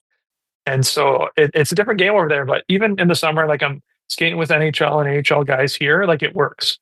If you're able to find that calm goalie, where calm is fast, no panic mode, where you're getting your body in front of the puck no matter what, like it's fast. I think Hellebuck's a good example where he plays a little deeper, but he gets his body in front of it. He's not panicking very often. And I mean, you can tell it's successful because of, he won how many trophies this year? Like he had a couple big ones. Well, I was telling you before we came on, we had Eric Comrie on the other day to do a pro reads, and a lot of the conversation, he feels like early in the season he gets a little too aggressive, but as soon as he gets that patience and everything is about early angle and you're in the space, you're kind of, we had Rick Walmsley talked about learning that lesson in the 80s, like your goalie, play in the net. Mm-hmm. Yeah, exactly. Like, play within your parameters. And like my Russian goalie coach, who Vladi Kulikov, he'll probably be in the NHL in about 2 years. He's Kochetkov guy, so I think he'll be over in Carolina if Peter's going to be there. But he says it's a small triangle, so you got the 2 posts in the middle of the crease. He goes, stay within the small triangle. Everything we play is a small triangle. Even if like you make your save, small triangle back to the post. And you know what? It works, especially when you're not feeling great. You stay within that small triangle and pucks hit you. Is there a little bit of a layer in that? I remember Francois, like for some guys, everything was default back to the post and recovery. And for some guys that was new to them, they'd be like, I think even Varlamov by the time he got there was like, hey, what do you mean back to my post every time? And he saw the benefits. Yeah. Oh yeah. And so I'm a big believer in that. Like, I think being with Francois Allaire helped me into the Russian game because it was like the small triangle, go back to your post. It took me a while to figure it out, but it definitely helped out. Like it was beneficial to have that knowledge from Francois. Okay, so we've talked about the skill that you see on a nightly basis over there and how patient they are with it. Can I ask you what you're seeing on the goaltending side? You talk about Kochetkov and his coach. Like clearly there's a trend here. Most of the ones that I talk to, and I don't know how much you get a chance to see this, but they talk a lot about at the younger ages, skating,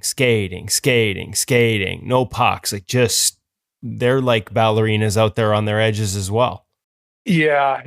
You see a lot of goalie coaches in Russia do a lot of like outside the crease things, feeling your edge.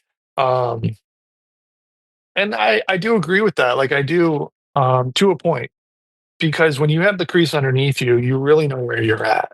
And when they have us do like T-push slides, like from the blue line to blue line, you're like, is this for cardio or is this for really making me a better goalie? Because if I want to do it, like I don't need pucks. I want my crease, I want my post, because I want to be accurate. I want to hit that post, exactly where I want to hit. And so I think that's a little bit where I maybe not disagree, but it's a little different. I could see the benefit for younger kids too. They learn to control their edges and stuff. Maybe they're not within a crease, but at a smaller size, the crease sort of means different things anyway. So just the skating and the edge work for young goalies might be where some of the source or the roots of what we're seeing at the older ages comes from. Yeah. No, and the crease and the post, like I don't know where everyone starts at. For me, it's my right post. Not every time, but that's where I'm comfortable. That's your anchor. And that's my anchor. And so that's where I feel comfortable starting right there on that right post. But yeah, just staying in the crease. Okay, staying in that small triangle. I got to ask about gear before I let you go. I probably should have asked this earlier, but you talk about like huge changes going over to the KHL and big changes in equipment as well.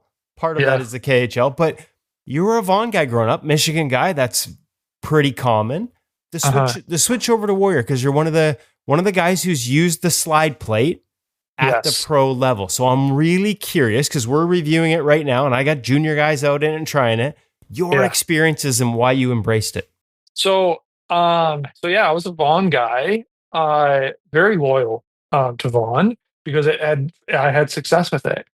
But at the same time, I don't want to be. It goes back to I don't want to be hard-headed. I want to be open. I want to learn and I want to grow.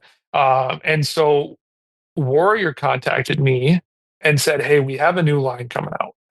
We'd like for you to try it. Our headquarters is 20 minutes down the road. Come to the headquarters and we'll just show you. And I said, you know what? Like, that's fair. Like, I'll try it out and give it a fair kick of the can. So I went in and I met Kirk. That was the first time I met Kirk. Kirk Allen's incredible. Really, really good guy. Great goalie rep. Cares about the product. Cares about the goalies. So he gave me the breakdown of the G6, and like everything sounded phenomenal because everything they do has a reason. There's a reason why they're doing this. Like the slide plate, everything was like to make it appear bigger and make more saves. And so he showed me it, and I said, "Yeah, I'll give it a fair try." So I put it on in the summer. I put this G6 on, and skated with it for probably 2 weeks. And I was like, you know what, this feels pretty good, but I'm going to try the Vaughns. And so I put the Vaughns on, and I went out there and I couldn't skate in them. I couldn't skate in them. I had gotten so used to the Warriors, the way that they rotated on my leg, how big I felt in my butterfly, that the Vaughn, they almost like grew out of them. Wow. But I wasn't sure about, like, I wasn't like, it's a big change. Yeah. big change. And I wasn't sure, like, is it just summer skates? Like, when the speed ramps up, is this going to still feel the same? And so then I ended up going over that year with Vaughn's and Warrior pads because I wasn't sure. But the Warriors stuck. And I mean, I had 3 All-Star games out of 4 years in Warriors. So I mean, the Olympics, yeah, I played the Olympics, 3 All-Star games.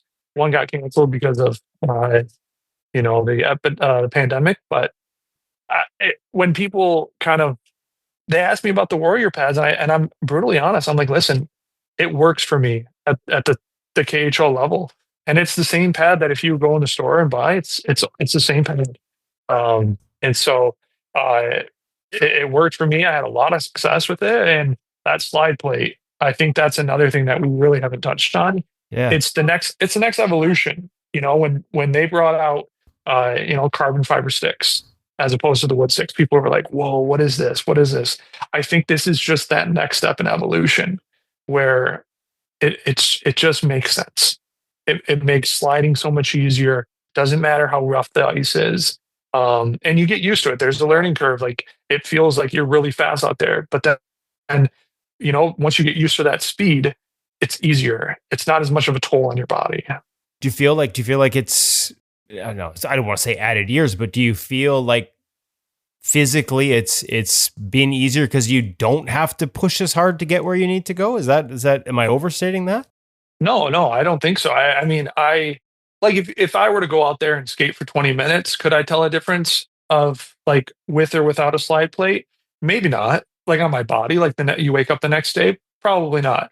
But if you're playing in, a game and you have 50 shots, goes into a shootout, and you make a save, and that slide plate gets you across the ice that much faster, and you win the game.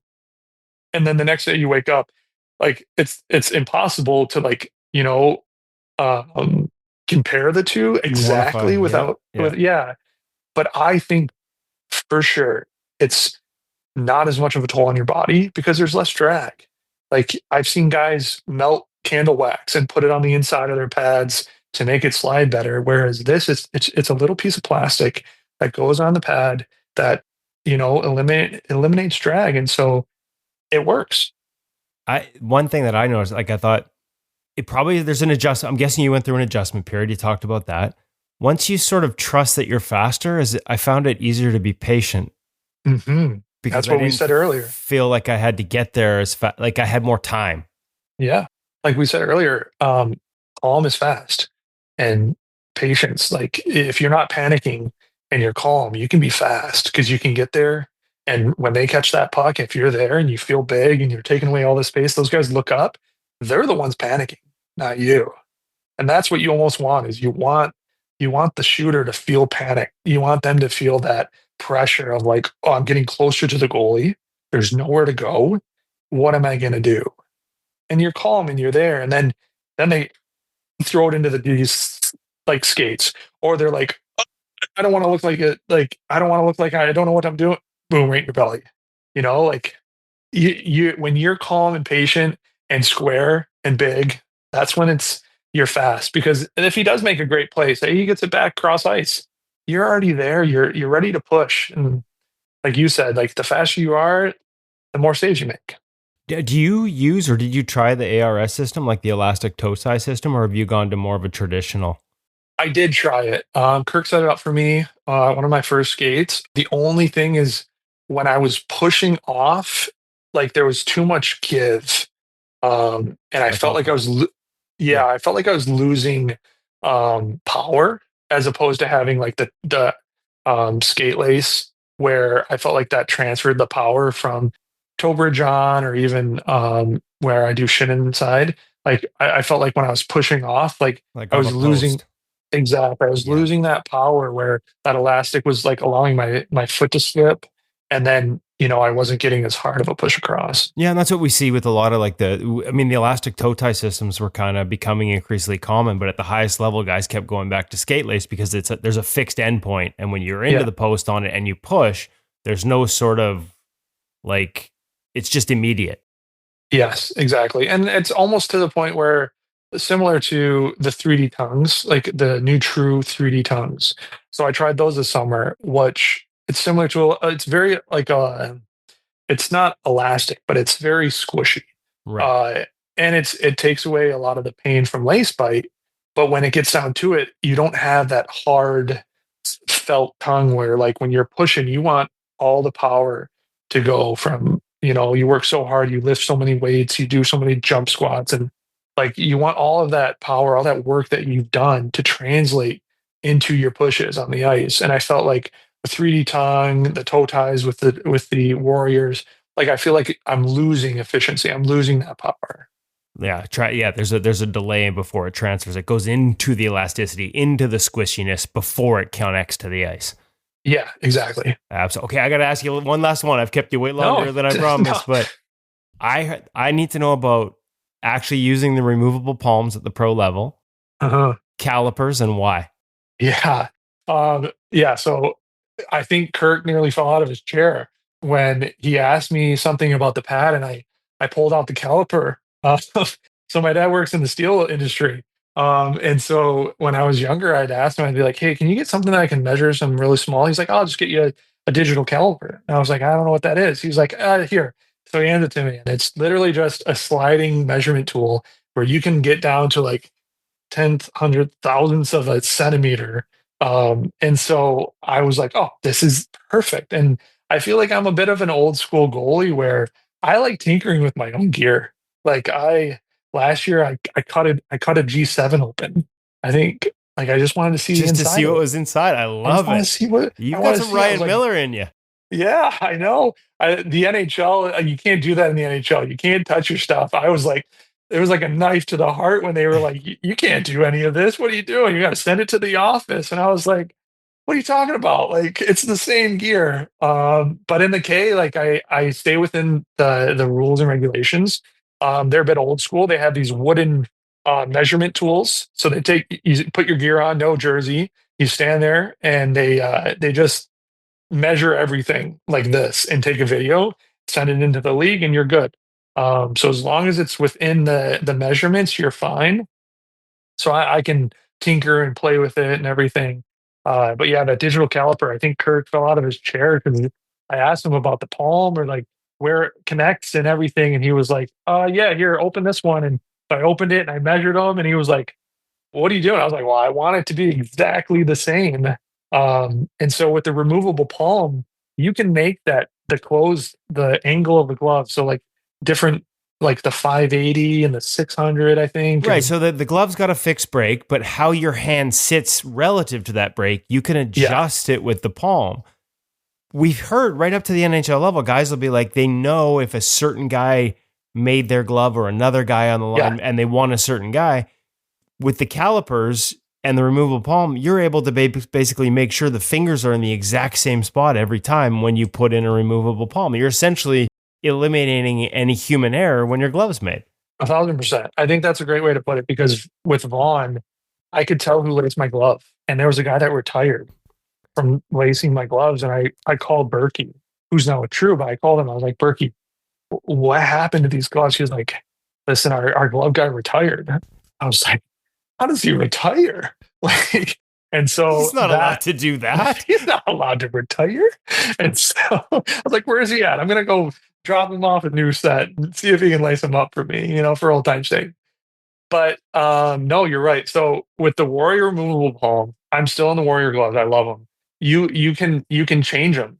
The only thing is, when it comes to you from the factory, it's not going to feel great. It's not going to feel perfect. It might. There's a chance it might. But with the Warrior, you got to Velcro that palm out. You got to get the palm dialed in, the thumb and the pinky, and then you got to put it in the glove. And for me, I close my eyes and I just get into the zone, and I just feel like, I think any goalie that puts it, like you go into a sports store, a goalie store, and we know, you just close your eyes and you just feel it. You're like, oh, that's it. That's it right there. Or maybe you're like, you know what, something's off, and you tinker, you get the caliper out, you get an old glove that you're like, this one felt really good, and you start measuring, you start feeling, and you just kind of dial it in that way. And so that's what's different about the Warriors, but it's worked for me. It's been great. When you're into that level of detail, I got to ask, like, do you do a lot of video work too? Like, the degree of feel and that, like calipers out for your gear, do you approach that when reviewing your game too? Or do you want to find a little more, got to just go out and play balance between that level? We talk about precision and efficiency. Yeah. So early on in my career, I was more athletic, and I didn't video. I was just like, I don't want to watch that. Right. But now I'm very dependent on video of game, and also like I'm playing deeper, so my games has to be more precise. I need to see where I made mistakes and like where I was at, and video for me is great. I mean, I have a whole album on my phone of all my gear and the gear that I really like and how it felt. I take video of it because the thing about the gear is it's always changing because it's always breaking down. I think if I could freeze a pad that feels so great and have it feel like this the rest of my life, I'd be like, yeah, this is it. But it's impossible because it's foam, it's stitching, and things are stretching, and it's going to feel different a week from now, a month from now. But what I do is I take video of the gear so that when I get the next set, I'm like, okay, this is how it felt in this moment. Can I replicate it? Can I make it feel the same? With the setup. Exactly. Okay, so here's one for you. Have you ever thought about getting a set to that point or close to that point where you know it's perfect, and then taking it out of the rotation in practice, like Yaroslav Halak would do in the NHL? He had a practice set, so he'd get his game set to where he wanted it, and he's like, well, I'm not going to let it stretch and sag and twist by taking 250 drops in practice for the next 2 weeks. It's at its point. I got another set for practice. Yeah, so I would think you were crazy until this past season where I had a G6 and Warrior. I asked them, I was like, make me 3 sets of G6 before the season. And they were like, listen, Jeremy, we only make G7s now. And I was like, okay, so make me 3 sets of G7s and I'll just, I'll dial it in. But I really struggled with the G7s. But the G6 was the best pad I've ever worn. And so I would call you crazy about having a game set and a practice set. But this past season, that's what I had. I had G7s in practice and G6 in a game. And it worked. I mean, I had a great year, 43 games. And those G6s, they took a beating, but they made it. We made it to the end. Well, it's so funny because my understanding is some of the changes on G7 were based on some of your feedback off G6. So I know it's amazing how it can just, I mean, G7's an incredible pad too, but something that just feels slightly different to you. That's all that matters. Yeah. So, I mean, to get down to it, they changed the strapping behind the knee. Right. And for me, I couldn't figure that out. Like, I don't know. I didn't have enough time to figure it out. Whereas like for some goalies that put it on, it works for them right away. But I couldn't figure that out. And it's a performance-based job, right? You don't have the time to like make mistakes. And so for me, I was like, listen, I know the G6 works for me. I'm going to stick with the G6. And so I just stuck with the G6 and it worked out. And this summer I've been tinkering a lot, working with Kirk on Warrior, Bergie with True, really being open and seeing what's out there just to try to emulate that G6 feel. Love it. Like you said, you always gotta be looking, right? You always gotta be trying new things. And I love that. I love your whole approach to everything, Jeremy. I can't believe it's taken us this long to get you on the podcast. I can't believe I've taken this much time and taken you away from your young son who just turned 1. So last one is, will Orson get to be a goalie? Will he get to make the choice at least? Depends how many PIMs he takes. Yeah. I mean, my wife and I always say, like, if he wants to go in and be a goalie, he's more than welcome, but we're not going to force him into anything. But Owie the goalie sounds pretty cool. So I think we got the nickname down. But if he wants to be a player, he's more than welcome to shoot on me. I think he'll have a good shooter tutor for years. Yeah, we'll see. Love it. Jeremy, thank you so much for your time. I know our audience is going to love this interview. All right. Thank you so much, Kevin. So Kunlun's interesting in the KHL because they were based out of China, but now they're going to play out of St. Petersburg this year and share the SKA arena in St. Pete's. Lots of changes by the sounds of it. So it was great catching up with him and getting sort of all his experiences there overseas, different coaching voices, like we talk about other ones in North America, but now, what does he see in the Russian goaltenders that are, so, I don't say popular is the wrong word, but, in demand. We see NHL teams trying to find goalies from Russia all the time. So I really enjoyed the conversation. Clearly a guy who's passionate about the position, 16 years as a pro already, passionate about the gear, lots of great feedback there, and just an open, honest conversation about how his game's evolved and how he's seen the game evolve around him. Really enjoyed that. He's going to have a great jersey collection and mask collection when it's all done for the man cave. I never asked about that. I should have, because like you said, a lot of different organizations. Spent time with Bob Essensa in Boston. I forgot to mention that going into the interview. Another great goaltending coach. You're right. I never asked. Everybody's different, but I would assume that is going to be a heck of a back wall display for the office when it's all said and done. We need to find out, because there's a few guys who have outstanding little setups. I think Brian Elliott, who we've had in the podcast, had a great mask display. Bill Ranford had an unbelievable office setup. So we've seen some really good ones. Roberto Luongo, when we had him do the webinar, yes, that we broadcast, where all the like a wall of masks behind him with lights. That's one of my favorites. And the way that you can trick it out a little bit is pretty cool. So Darren Millard with the mask wall behind him. Yeah, look at that. Center. Yeah. I gotta figure out a better way to put them up. I use hooks with fishing line on them, so they hang really well. Well, there's got to be call Billy. Way. Call Billy and ask for his interior decorator. Yeah. I think there's some custom cabinetry involved in some of these ones that we've seen, Darren. It may require a carpenter, and I don't know about you, but I'm not allowed to touch power tools in my house, so that means outside help and outside costs. No, at the cottage back at PEI, the family physically took the chainsaw away.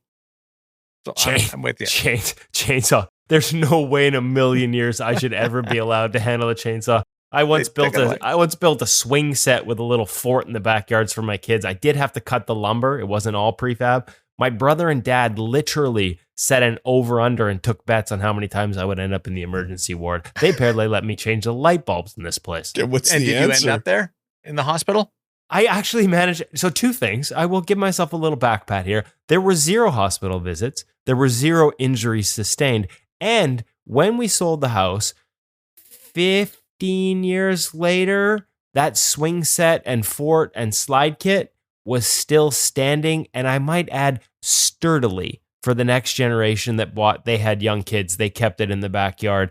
I built that thing properly. So the lesson is, even if you should not be around power tools, which I fully admit I shouldn't, if you're careful and everything is well planned, you can survive. You got this. You can survive building a swing set. Well done. What do we have going next week? Give us a little bit of a heads up on the next episode of InGoal Radio, the podcast. Well, we did catch up. This is a name that, and I'm not sure in the rotation because we've got a couple of people lined up this week. We did catch up with Cody Porter, who is a name a lot of people might not recognize outside of this area in Vancouver, but a guy who has been grinding from the WHL overseas in Europe. I think I like 6 different leagues over the last 6 years. Been through some tough things personally a couple of years ago. Bounced back this year, splitting his time between Kazakhstan and the DEL2 in Germany. He's played in Sweden. He's played in Finland. He has played everywhere. He's got some great experiences, some great stories. I just happened to catch up with him this week. He was working at a camp with our friend Connor Lecouve, and then a little pro skate here in Vancouver where we caught up with him.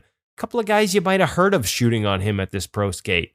One Connor Bedard, Macklin Celebrini. There was a Kent Johnson out there. Just a loaded pro skate, and Cody's been the goalie out there all summer. So, maybe not a household name for our audience, but some really good stories of perseverance and some really interesting anecdotes about what it's like playing for goalie coaches from all over the world. So I'm not sure if that'll be in the rotation next week, but in the coming couple of weeks, that's an interesting one to keep an eye out for. Obviously, some great love of the game as well from Cody. Hutch, I want you to do me a favor this week. Try and be a little more positive. Just I noticed a little dip in the tude. Just be a little more upbeat. Woody and I can't be the bright lights of inspiration every week on this podcast. I've only got so much positivity to go around. Yeah. I just feel like you need a little bit of a push, Hutch. I don't even know how to respond to that, Darren. I've been feeling really positive, so I'm positively confused. Woody and I, just nothing but flag waving, backslapping, zen feeling aroma. Careful, Darren. He controls the edits, and there may have been a few off-air moments that don't make the podcast that if he leaves in would definitely take out of my zen. Everybody hop on social this week. Hope you guys enjoyed it. We'll chat with you next week on InGoal Radio, the podcast presented by The Hockey Shop, source for sports Langley, thehockeyshop.com.